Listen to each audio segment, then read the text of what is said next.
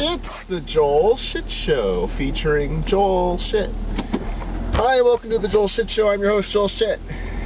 So it's a little bit brighter today when I do my going to the gym episode, and this is what it would, of course, be like if we had never moved the clocks ahead an hour.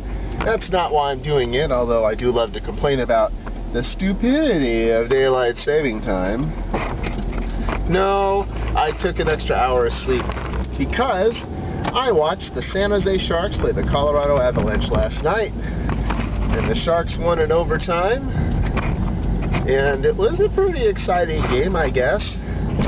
It wasn't a game where they totally outshot Colorado. Colorado clearly made some kind of adjustment, and the Sharks were no longer able to take so many shots, or maybe the Sharks said, let's not take so many shots because that's what they'll be expected. I don't know.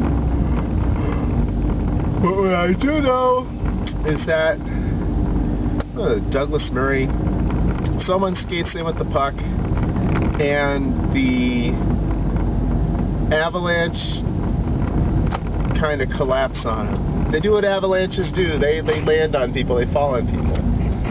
So they all kind of gravitate toward Douglas Murray, and then no one remembers Joe Pavelski, and then Joe Pavelski scores on a wide open shot. It was a good shot. It very easily could have gone wide, but like a lot of things, game of inches, yeah. And so it's funny is, I mean, Douglas Murray, yeah, it's like, oh, look, he's got the puck, let's go get him, but he's not the biggest offensive threat on the Sharks by a long shot.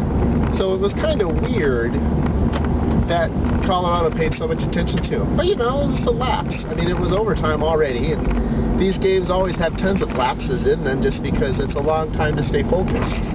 If we learned anything, it's that Danny Heatley wasn't 100%. He was making stupid mistakes all night, and I think it had a lot to do with the fact that he was hurt. Now, is a hurt Danny Heatley better than the alternative? I don't know. But I think the Sharks could have won it in regulation if it weren't for Danny Heatley. If he gets better in the next couple of days, well, let him play. But if he feels the same as he did today, then you got to give him the day off. And remember, Colorado didn't have Milan Haydu, so it's not like the Sharks are playing against a fully manned Colorado squad. So this series isn't over. It's just a best of three. Next game's in San Jose, then Colorado, then back to San Jose again. And, you know, will the better team win? Probably. I don't know who the better team is, though. Neither do you. We'll just have to see. There's a lot of parity in hockey. It's not like other sports. Part of that has to do with the goalie. I will quote Tom Tolbert, who said on KMBR yesterday that the most important player in any of the four major sports is the goalie in hockey, and it's true. I mean, even Luongo got the Panthers into the playoffs, didn't he? Maybe he didn't. It's been a long time now. Panthers haven't made the playoffs in 9 years, but it wasn't Van Beesbrook. It had to be Luongo. It's probably Luongo's first season, but I will tell you that Luongo kept the team in contention for a lot of those years. When they couldn't score shit, they had Scott Mellanby as their best player, and he only scores like 15 goals a season, so that's all you need to know. Then they brought in Pavel Bure, and they had nothing else. So everybody just covered Bure, and the Panthers couldn't do a damn thing. But this is not more lamenting about the Panthers. It's just not, you know, not worth it. So anyway, yesterday was... I'm yawning more than I normally do, and I'm up an hour later. Very confusing.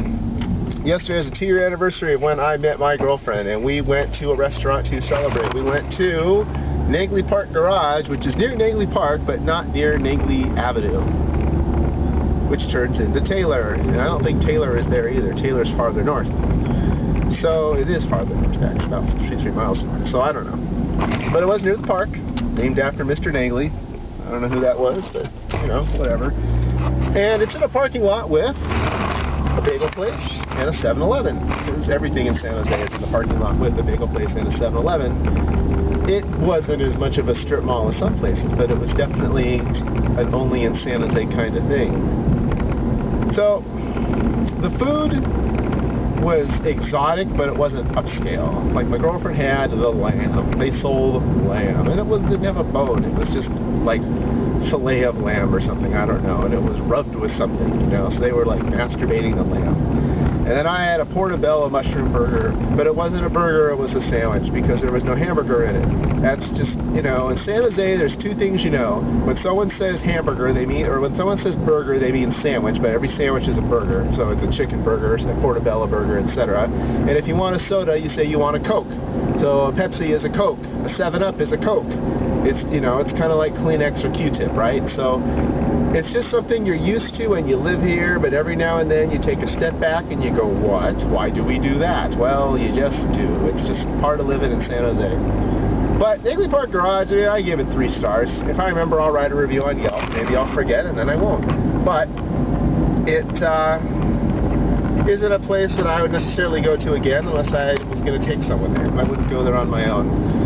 The service, it was like, I felt like I was in a restaurant in which it was someone owned it, someone's rich parent owned it and said to his kids, okay kids, this will keep you off the streets and out of trouble, go run this restaurant, like on a reality show or something, right?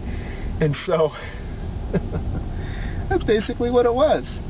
And so the food was fine and the service, you know, they were distracted.